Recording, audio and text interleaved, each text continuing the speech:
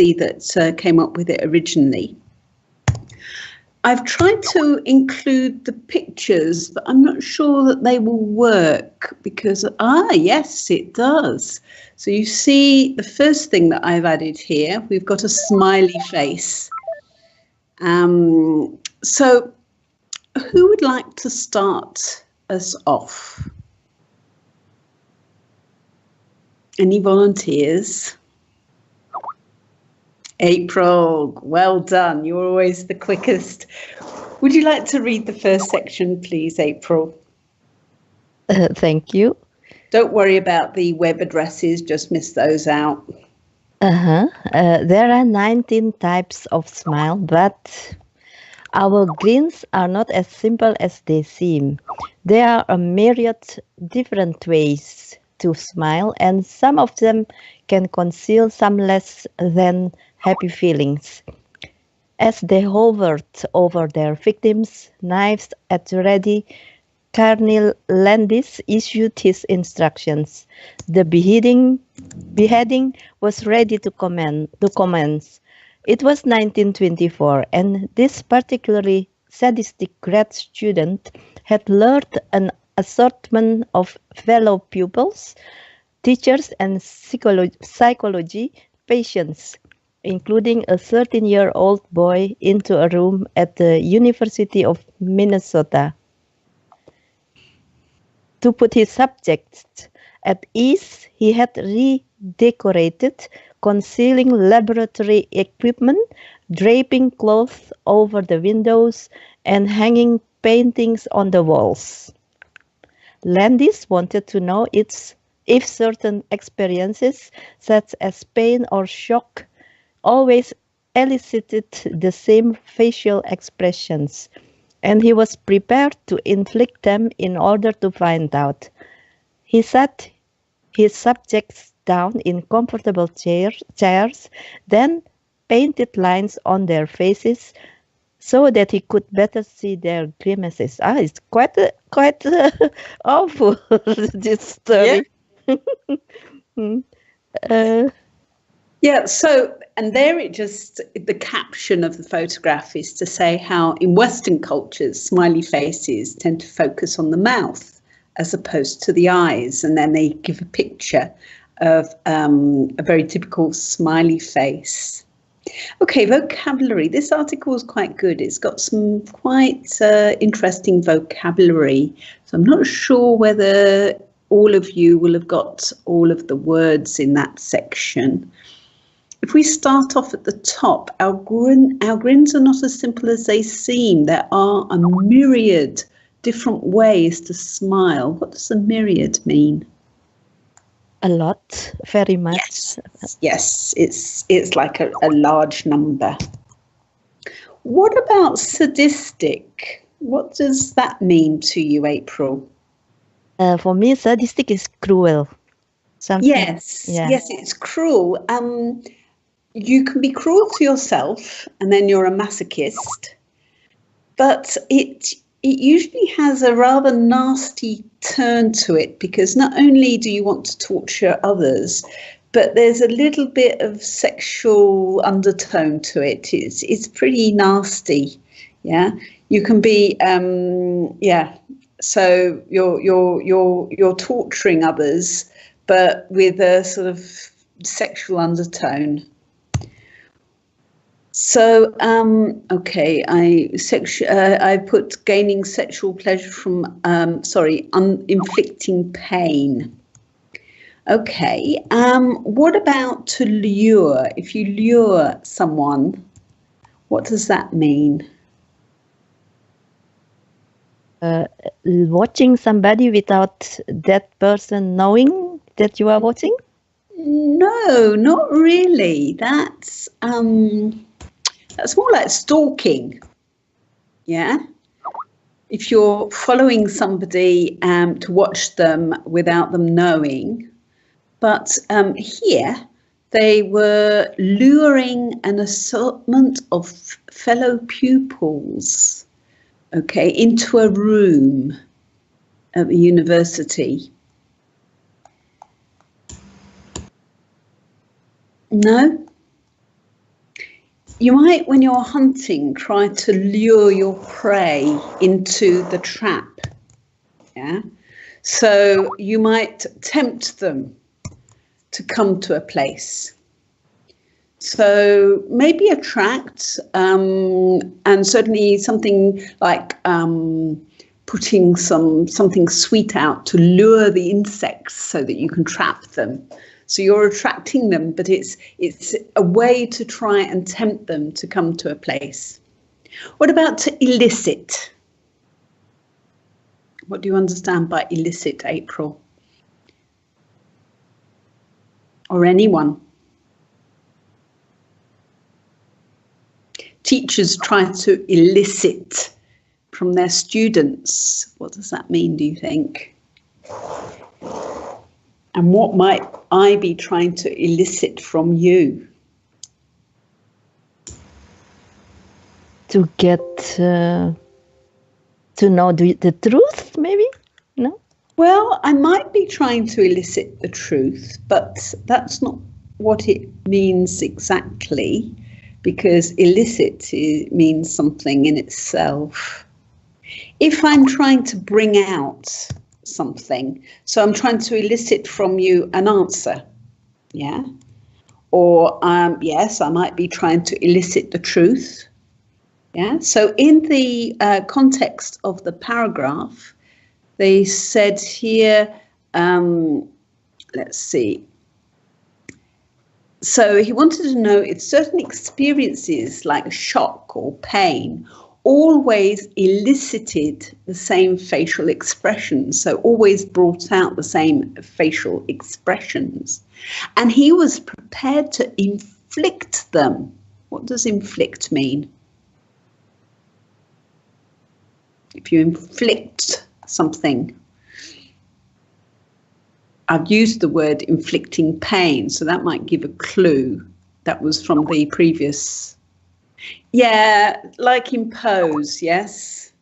So he's inflicting pain on these poor people. And then I think I had one more.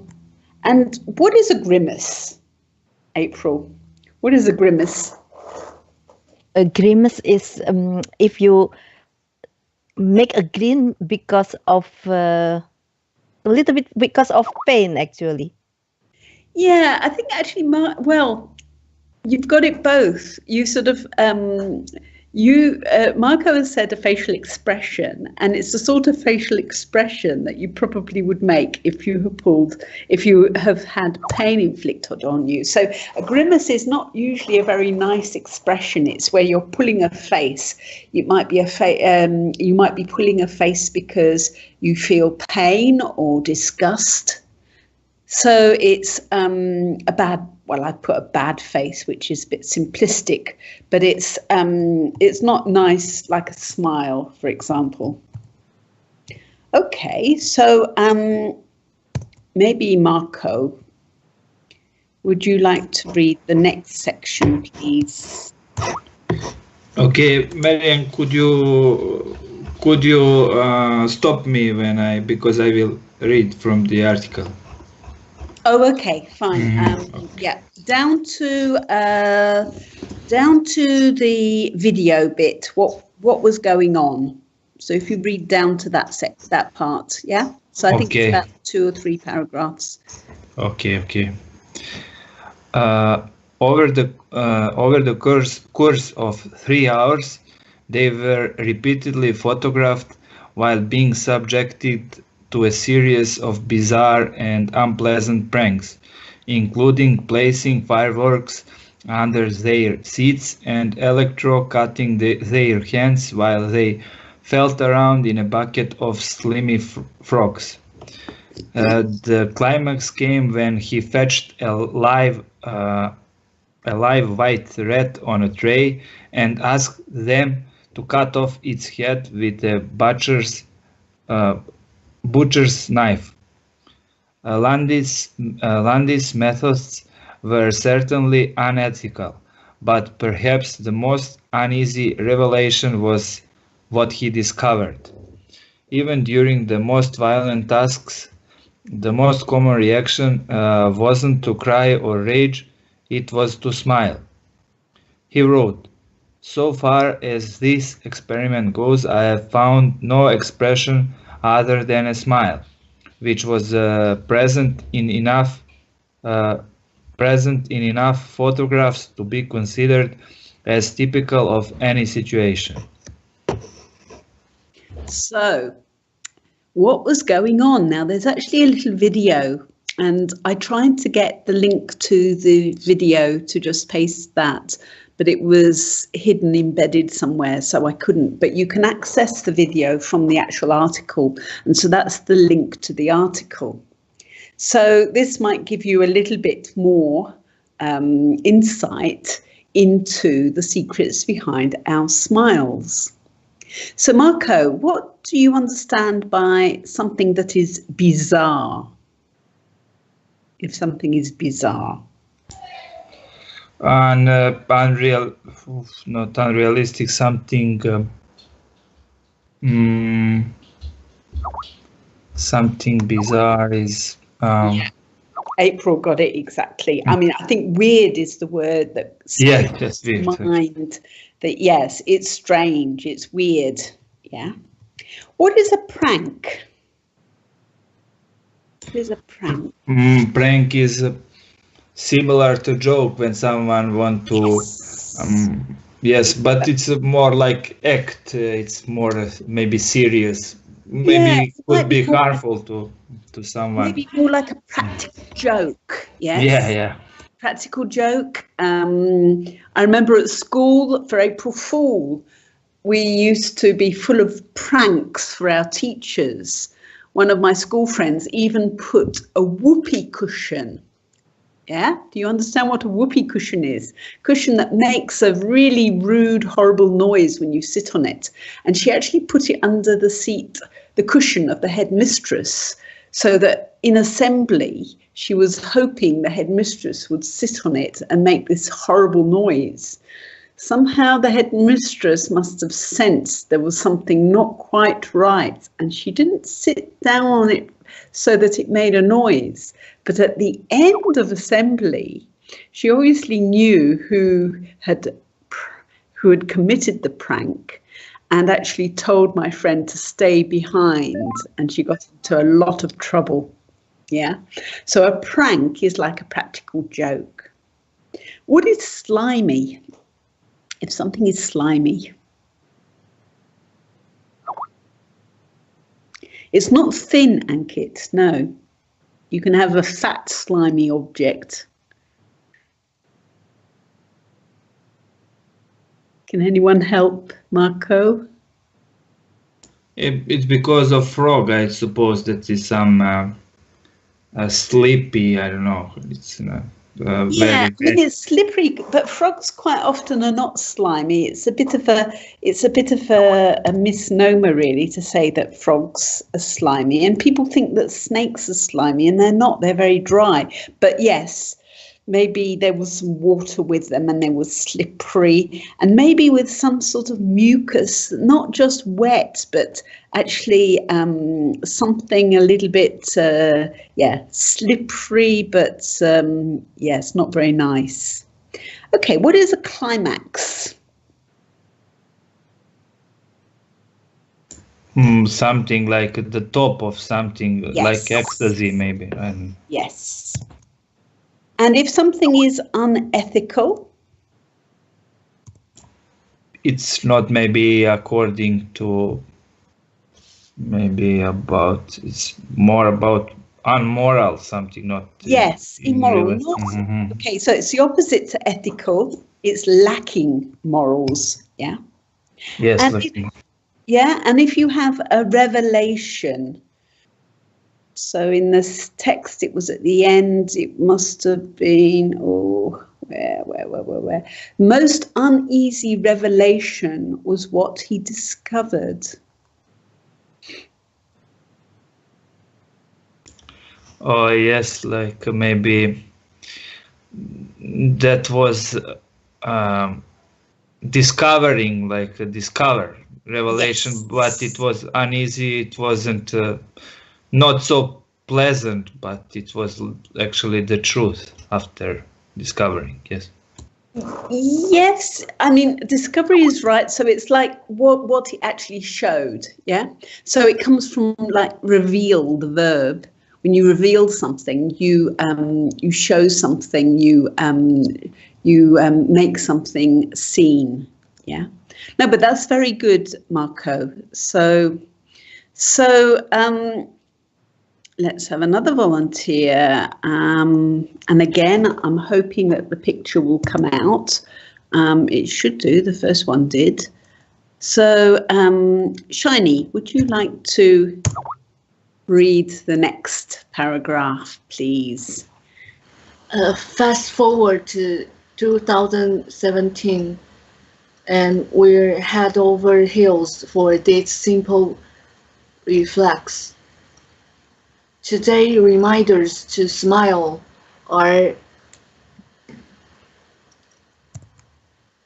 ubiquitous, printed on fridge, magnets, adverts, self-help books, and occasionally hurled at us by well-meaning strangers. Those who smile often are thought of as more likable, competent, approachable, friendly, and attractive. But the truth is far more sinister. Of 19 different types of smile, only 6 occur when we're having a good time. The rest happen when we're in pain, embarrassed, uncomfortable, horrified, or even miserable.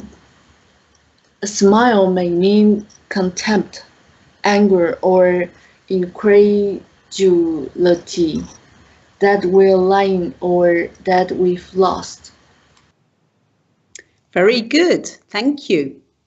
Okay, so here we have a picture. And this is just, again, a picture that was in the article that shows the smiles not of pleasure here, because actually the poor man had had pain inflicted on him. Yeah. So this is a picture of one of the probably the victims of the scientists in their research. So Shiny, what do you understand by a reflex? It says that a smile, right, we're head over heels for this simple reflex. So we're talking about a smile here. But what do you understand by a reflex?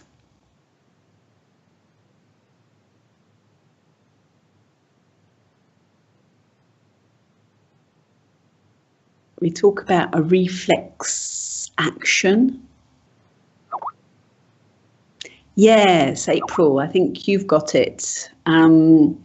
It's an automatic, it's almost automatic. You don't even really realize that you're doing it. Yes, so like when somebody says something, maybe when someone smiles to you, you automatically smile back without thinking of it. Yeah, so that would be like a reflex action. Now you stumbled upon the word ubiquitous. Do you understand ubiquitous? Does anyone understand ubiquitous? Everywhere. Yes, good. It exists everywhere. And what happens if something is hurled at you? What does that mean?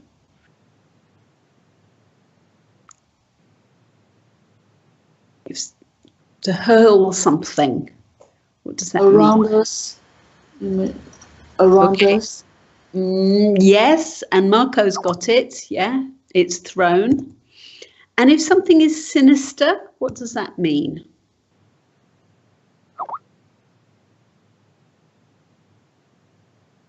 Something that is sinister. Something bad will be happen. Yes, and in fact, sinister, I think, if I remember rightly, comes from the Latin sinistra, which is left. And it was thought that things left were not so good. It's got, I mean, the word, that's something to do with the root of the word, yeah. Right was good and left not so good. Okay. trivial extra there. What about contempt? What does contempt mean? Insult. Sorry? Insult. Insult? Say something bad. Insult. Yes, not really. Well, disrespect can come into it. It's more to do with how you see something. So contempt. Marco, April, any ideas? Ankit? Maybe despise someone. Yes, hatred, disgust, that sort of thing. And incredulity. What does that mean? If you're incredulous. Incredulity.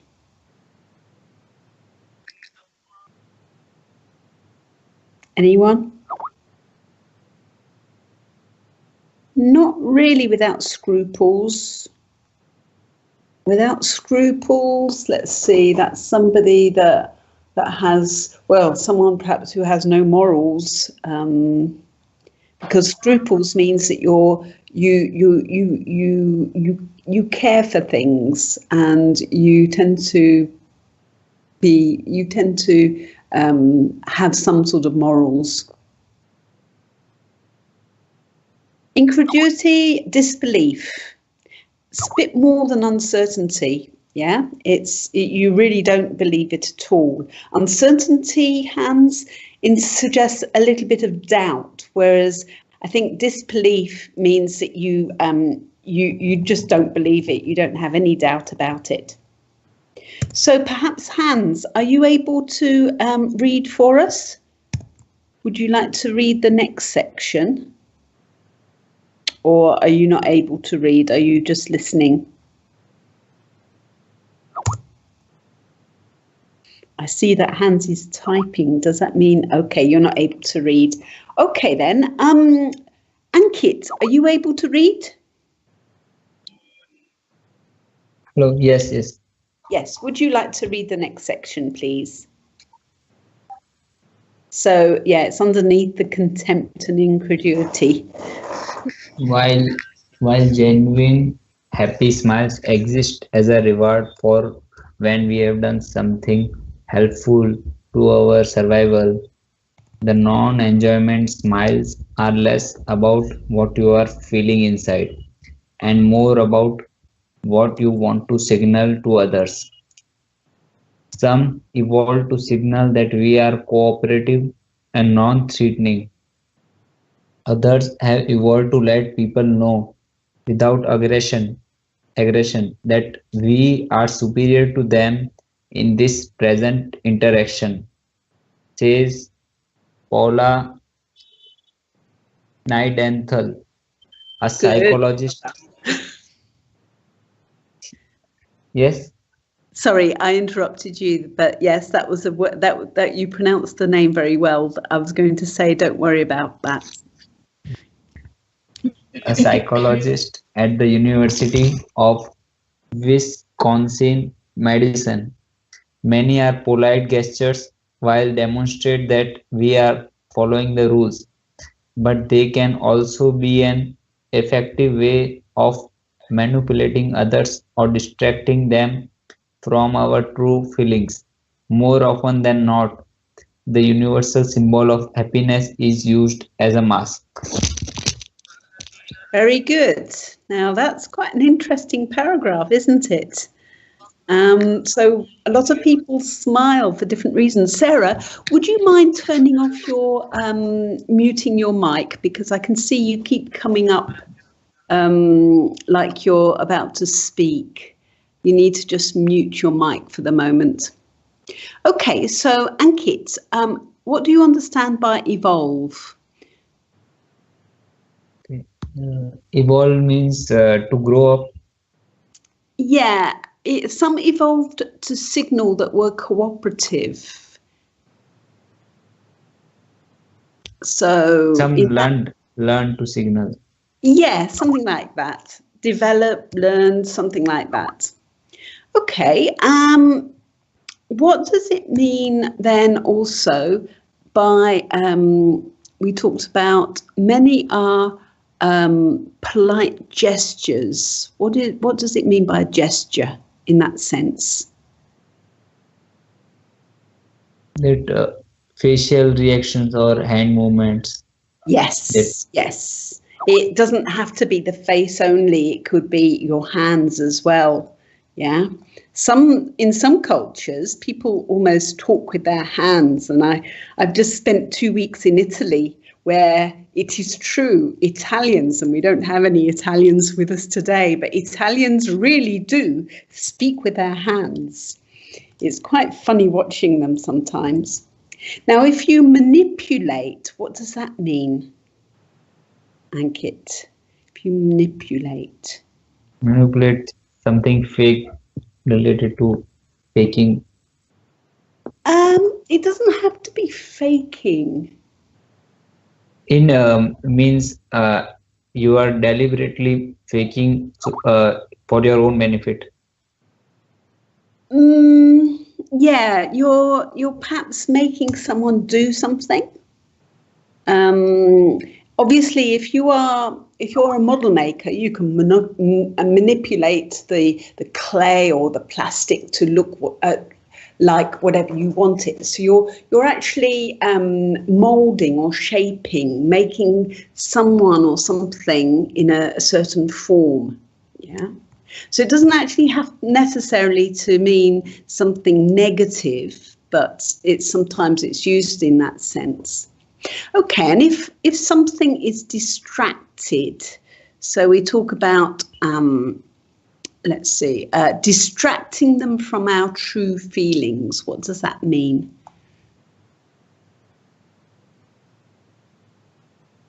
In the context of it is obstructing them. Yeah, or putting them off, yes, putting them on a different track, like Marco says there. Okay, Sarah, I'm not sure if we have met before on a Skype session. Are you able to read? Would you like to read? Or are you also having to listen like Hans? Or maybe Sarah's not there now after I told her to quieten her mic. Okay, Sarah is typing, which again makes me think maybe she can't read. So, April, would you like to read the next section? It's entitled The Duchenne Smile. Okay, thank you. Duchenne smile. The first steps to decoding this multi-purpose expression came from the 19th century neurologist Duchenne de Boulogne. He was the son of a French pirate and had a penchant for electrocuting his patients. Among other things, he was a founding father of electrotherapy. Duchenne was interested in the mechanics of facial expressions, including how the muscles of the face contract to produce a smile. The best way to study this, he decided, was to attach electrodes to a person's face and jolt their muscles into action. The procedure was so painful. Initially, Duchenne was only able to experiment on the freshly severed heads of revolutionaries. Then one day, quite by chance, he met a middle-aged man with facial insensitivity in a Paris hospital. He had found his human guinea pig. In all, Duchenne went on to discover 60 facial expressions, each involving its own dedicated group of facial muscles, which he depicted in a series of grisly photographs. In the most famous of these, the unlucky man has his face contorted into a broad, toothless grin. He looks idiotically happy, with his cheeks pushed up and crow's feet around his eyes. Okay, very good. Poor guy. It's quite awful, isn't it, when you think Yeah. what he was doing? So he was electrocuting or passing electric currents across dead people's faces because it was so painful he couldn't actually use humans until he found someone who actually had a problem with his perhaps with the nerves in his face. So he found his human guinea pig. What does that mean, a human guinea pig? A person where he can try any experiment. Yes, good. I think it comes from the fact that guinea pigs are often used for scientific experiments. So it's well understood if we say, oh, I'm a guinea pig for such and such, it means that you're being used to test something out. What do you understand, April, by penchant? He was a son of a French pirate, and he had a penchant for electrocuting his patients. Maybe how do you say it? He loves to do that. Yes, exactly that. It means liking. Yeah. And if something is severed, what other word would you use instead of severed? Which one? Severed. So the severed head. Okay. Severed. It's very how can I say it? Discipliner. Very disciplined. Marco's got it. Cut off.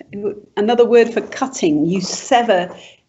And in fact, when you if you cut yourself deeply, you can sever an artery. We might use it in that sense, where then you're bleeding. You might bleed to death if you sever an artery. It's another word for cut.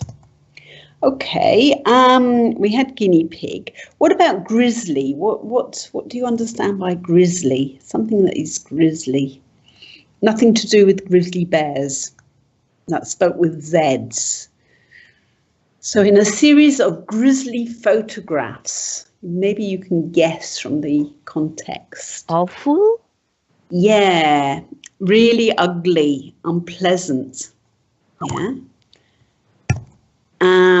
And what does it mean by contorted? Something is contorted. So at the end, the unlucky man had his face contorted into a broad, toothless grin.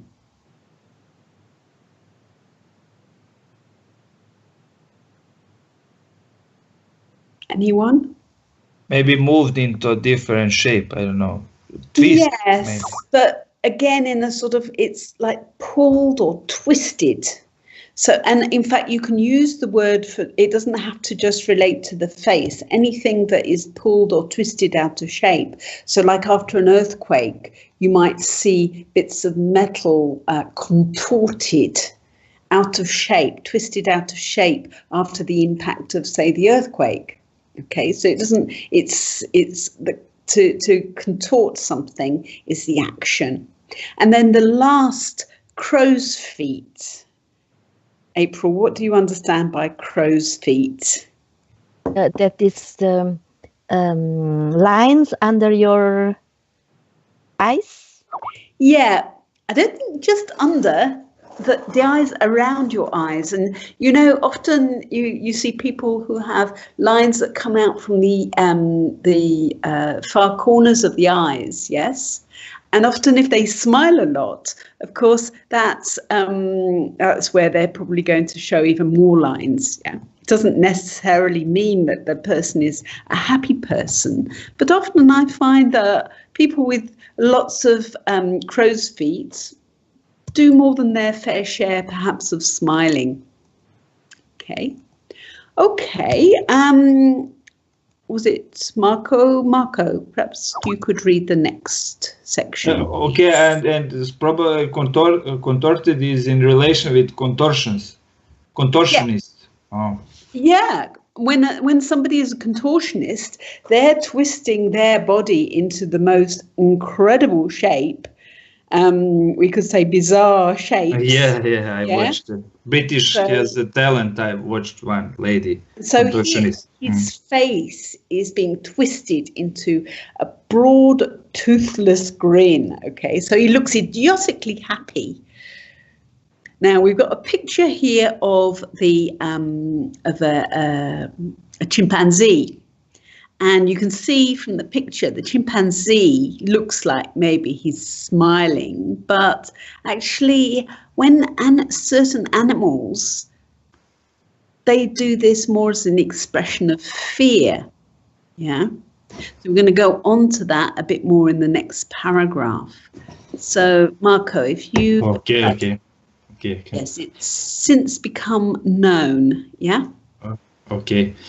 It's since become known as the felt or Duchenne smile, and it's associated with genuine feelings of pleasure and giddy happiness. The smile is long and intense, though it involves the contraction of just two muscles. First, the zygomatic major, which resides in the cheek, tucks at the corners of the mouth. Then the orbicularis oculi, which surrounds the eye, pulls up the cheeks, leading to the characteristic twinkling eyes. But there's a twist. In some places in the world, perceptions of genuine smiles don't seem to depend on the presence of crow's feet at all, says Niedenthal. Which brings us to a question which has been baffling scientists for over a century, from Darwin to Freud. Are our expressions instinctive and universal, or do they depend on the culture we're born into? Very good. Giddy. If something is giddy, what does that mean? What's another word for giddy? Giddy happiness. I don't know. I don't usually feel giddy when I'm happy. Anyone?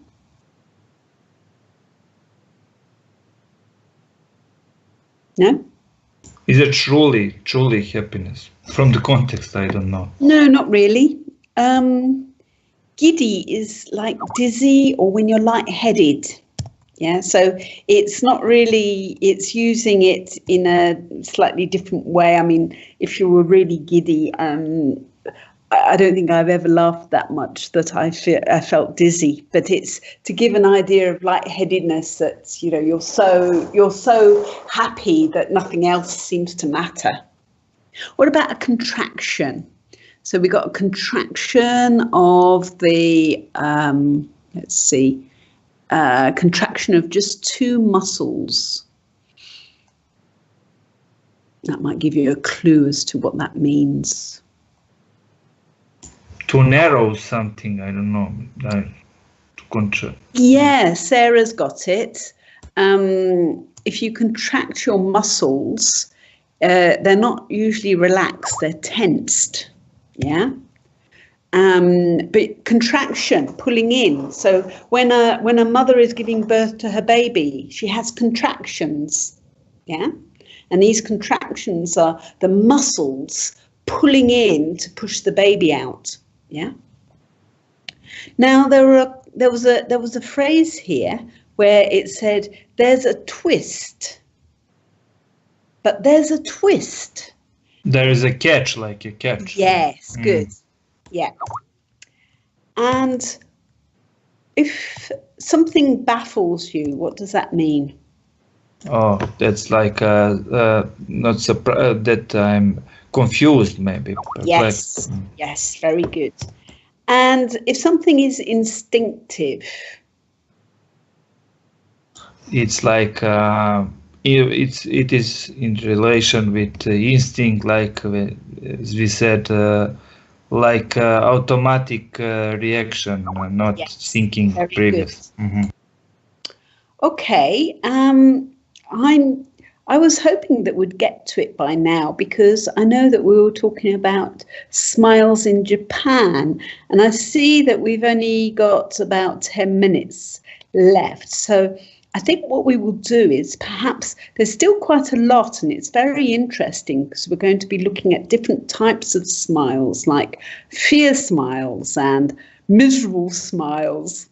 Miserable smiles. So we'll do that on Friday's session, but I just thought we could spend perhaps the last 10 minutes to talk a little bit about that last point. How far do you think smiles have anything to do with the culture we're born into? Now, I don't want to pick on you, Shiny, but I think you are from, actually Shiny and Ankit are two very good examples of parts of the world where I think you actually smile in a fairly different context to the way that perhaps people in Europe or America might smile. So Shiny, can you give us some of your thoughts on times when Japanese people smile, and whether you think that they smile in the same at the same things that we might do? What do you think?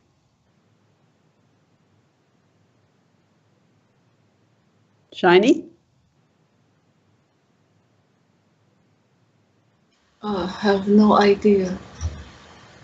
Do you smile a lot? No. No. Okay. What do you smile at? What did I what? What do you smile at? What do you smile at? Do you smile at jokes, or do you smile at seeing a friend? No, I only laugh when I watch television. Okay. So you don't smile much. Okay. But does that mean that you're not a happy person? No, I mean,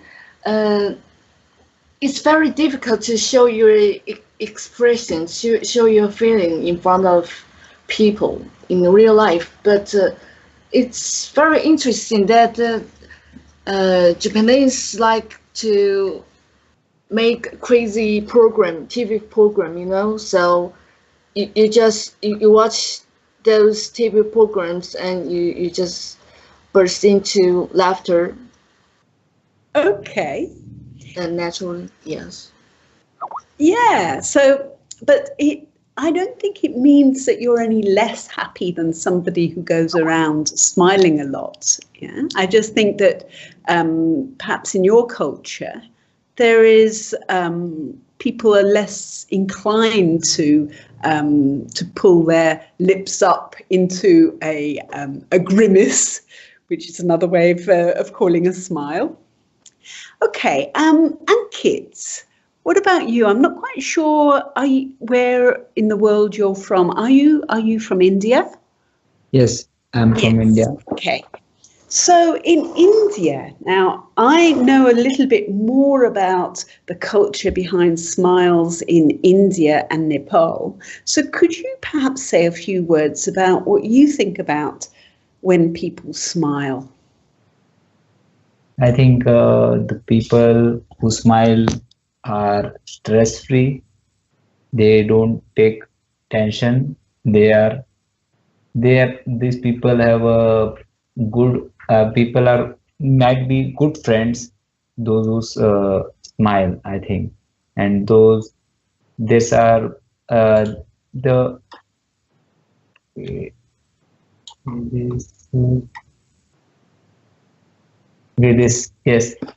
this much. Okay, well, I'm going to throw in a suggestion which you may or may not agree with, but when I was studying perhaps is a too strong word to put on it, but when I was considering people's smiling habits in Nepal, certainly, there's a certain aspect that I found very interesting. I was reading somewhere where it was suggested that very poor people often will smile at you when you smile at them, but less from any genuine happiness or smiling because they're pleased to see you, but more as a thing of respect, because they feel they have to smile to someone they feel who is in a higher social status. Now, earlier on, we talked a little bit about social status nearer to the beginning, where it said that we might have people of a higher status smiling, but looking down almost on the people they're smiling at. But also you have it the other way around. You have some evolved to signal that were cooperative and non-threatening. Okay, so in this context, I think often poor people will smile for that reason. Then you will have people of a higher social status who are more likely to use smiles in a way that we are superior in this particular interaction. Yeah. Now, obviously, in a society where social status or status like this is less important, you're not going to find it there so much. But I always feel acutely aware in places where there is this social distinction. And obviously, as a foreigner in a country, especially if I'm in the countryside in a very poor country, then I often think that when people smile back at me, because I smile a lot, but I smile a lot because I'm happy. Yeah, I'm one of these people who walks around with a silly grin on my face, but usually it's because I'm thinking, wow, this is really good. Yeah, I might smile out of embarrassment on rare occasions, but usually it's when I'm happy. But I have to also consider that that's not always the case when you see somebody smile back at you. Okay, Marco, what do you think? About smiling in general. Smiling. Do you smile a lot? Oh, yes. Yes. Yeah, yeah. And why do you smile? It's not. Yeah, I smile. Yes, as you said, because when I feel happy, and sometimes I don't know. Probably it's there exists some in some occasions that I bursting laughing because this is not that I want to intentionally to not to hurt someone, but it's so funny and I can't stop myself of laughing because it's so it's so funny actually, as when you watch some movie, and but it could be also a problem when you confront with this in some kind of maybe more frigid, or how to say it. It's like a kind of in some kind of formal occasion. It could be a problem if you can't. Because I'm dreadful that way. I find formal occasions a bit of a joke, so I tend to be smiling a lot. We haven't got very long. I would like April to give a few her thoughts about smiling, because she put a very interesting point there: politeness. So, April, do you smile a lot, April? Yes, I smile a lot. I laugh a lot. And mostly I smile for politeness and friendly, because I like to be friendly with people. And I think if you smile, people will see that you are okay. You are okay. You are friendly. So it will break the ice, I think. But I smile too when I don't understand a word what they say, for example, I dare not to ask. So I just smile and waiting and thinking, oh, what are they talking about? It could happen also like that. But mostly it is because I'm happy, I'm friendly, and I agree yeah. with you. And in fact, I think when you smile at people, especially when you're maybe strangers, it breaks the ice very quickly. And I find that people are much more likely to chat with you if you catch their eye and you smile at them, and then complete strangers you find yourself talking with. Whereas if you look serious, oh, whatever you do, you go to you go in the London Underground, and boy, it's so miserable. Everyone is so serious. And if you dare smile at anybody, they look at you as if you're crazy or you've come out from space.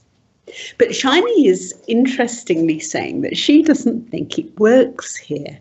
Now, I have to tell you, I spent 3 weeks in Japan, and I think it does work, Shiny, because like in my usual fashion, I wandered around Japan, smiling my way around, and it seemed to work because I had quite a few Japanese people quite happy to chat with me and practice their English. So you might be surprised. Okay. Well, maybe. But yes, and I find certainly abroad, Japanese people seem to smile quite readily. Yeah. So Ankit, back to you again. Well, no, actually, Mohammed, you've joined us really late. Are you able to talk, or are you also just listening? You've missed most of the session. We've been talking about smiling, and we're going to continue on Friday because we're only about halfway through. But we've been discussing how only about 6 out of, I can't remember how many, smiles are to do with happiness, and that there are lots of other reasons to smile. Mohammed, do you smile a lot? Maybe Mohammed has joined us and gone away. No? Okay, well, we've reached 4 o'clock, and I'm really sorry I was a few minutes late. I won't be late again. I'm going to set an alarm to make sure that I'm reminded 5 minutes before I should go online. The article is already showing on the social groups for Mars. There are quite a lot of quite interesting pictures, and there is the little video which you might want to have a look at. And we'll just continue on Friday with a few more smiles. Oh dear, Shiny, you have miserable neighbours. I have to say, I find that my French neighbours really, really nice. And again, you have to smile at them, but maybe even more smiley than British people. I just say, keep smiling. Okay, so I'll see you on Wednesday. And again, unless there's anyone that wants to talk about anything else in particular, I can come up with a movie that we can talk about. If anyone has a particular movie that they'd be interested in, I shall see. I don't know whether Aladdin can join us, but he is quite a keen movie watcher. Or TV show. Yeah, Marco, if there is something which you've come across that you'd quite like for us to talk about, we could do that. And maybe we'll do a bit more talking than reading. Ah, Aladdin! Where did you pop up from? Okay. So, yeah, any suggestions will be really welcome. So I have to say ciao for now, and see you soon.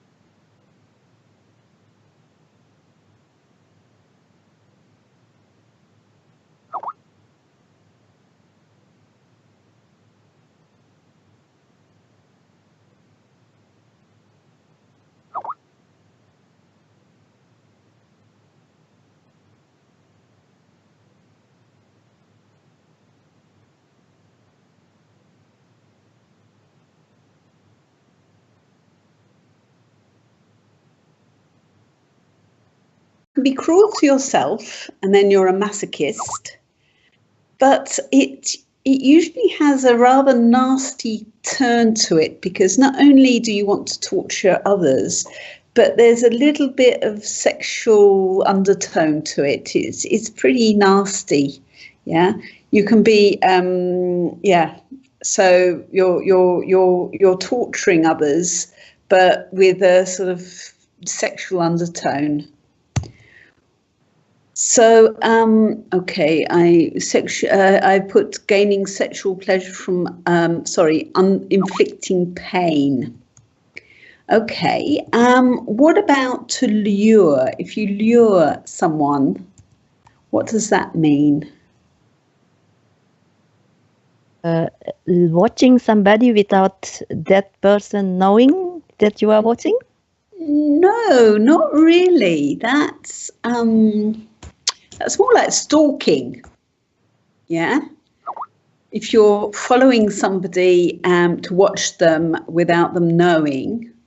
But here they were luring an assortment of fellow pupils, okay, into a room at the university. No? You might, when you're hunting, try to lure your prey into the trap. Yeah. So you might tempt them to come to a place. So what does inflict mean? if you inflict something. I've used the word inflicting pain, so that might give a clue. That was from the previous. Yeah, like impose, yes. So he's inflicting pain on these poor people. And then I think I had one more. And what is a grimace, April? What is a grimace? A grimace is if you make a grin because of a little bit because of pain, actually. Yeah, I think actually, well, you've got it both. You sort of, Marco has said a facial expression, and it's the sort of facial expression that you probably would make if you have had pain inflicted on you. So a grimace is not usually a very nice expression. It's where you're pulling a face. It might be you might be pulling a face because you feel pain or disgust. So it's a bad. Well, I put a bad face, which is a bit simplistic, but it's not nice like a smile, for example. Okay, so maybe Marco, would you like to read the next section, please? Okay, Marianne, could you stop me because I will read from the article. Oh, okay, fine. Equipment, draping cloths over the windows and hanging paintings on the walls.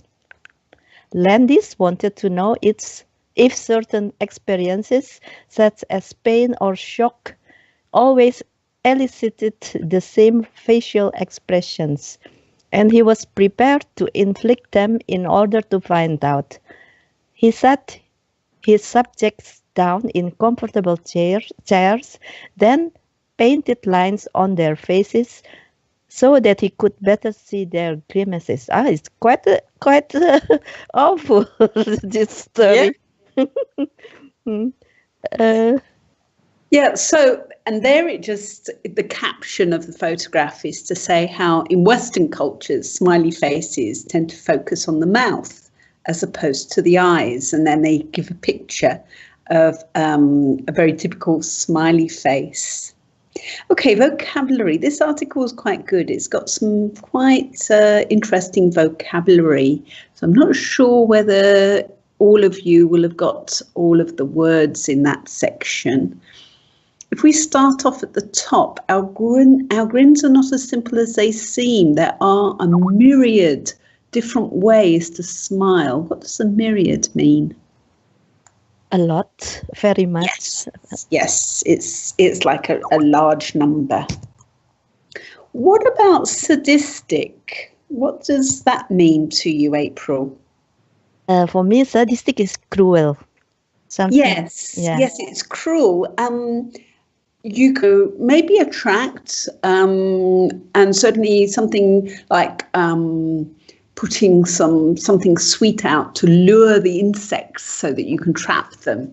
So you're attracting them, but it's a way to try and tempt them to come to a place. What about to elicit? What do you understand by elicit, April? Or anyone? Teachers try to elicit from their students. What does that mean, do you think? And what might I be trying to elicit from you? To get to know the truth, maybe? No? Well, I might be trying to elicit the truth, but that's not what it means exactly, because elicit means something in itself. If I'm trying to bring out something, so I'm trying to elicit from you an answer, yeah? Or, yes, I might be trying to elicit the truth, yeah? So in the context of the paragraph, they said here, let's see. So he wanted to know if certain experiences like shock or pain always elicited the same facial expressions, so always brought out the same facial expressions. And he was prepared to inflict them. See that came up with it originally. I've tried to include the pictures, but I'm not sure that they will work because, yes, it does. So you see the first thing that I've added here, we've got a smiley face. So who would like to start us off? Any volunteers? April, well done. You're always the quickest. Would you like to read the first section, please, April? Thank you. Don't worry about the web addresses, just miss those out. There are 19 types of smile, but our grins are not as simple as they seem. There are a myriad different ways to smile, and some of them can conceal some less than happy feelings. As they hovered over their victims, knives at the ready, Colonel Landis issued his instructions. The beheading was ready to commence. It was 1924, and this particularly sadistic grad student had lured an assortment of fellow pupils, teachers, and psychology patients, including a 13-year-old boy, into a room at the University of Minnesota. To put his subjects at ease, he had redecorated concealing laboratory